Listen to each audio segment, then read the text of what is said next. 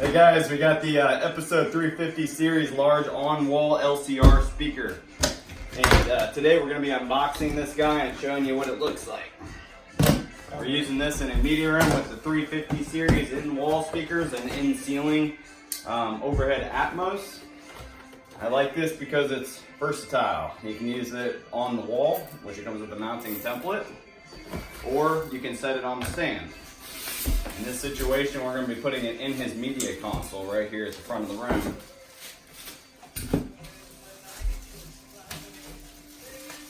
I use this in living rooms a lot too, right underneath the TV, because it looks really clean with the television because of how slim it is. If you look from the side here. Well-built speaker, brushed aluminum finish, and then on the back, gold-plated push terminals, and your acoustic paneling on the front.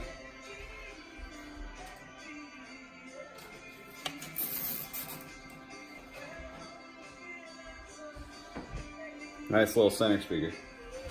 And then here on the back of the box comes with the different mounting options. You have the little stands which go on right here.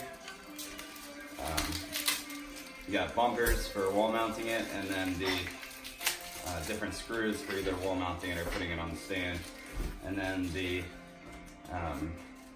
on-wall mount.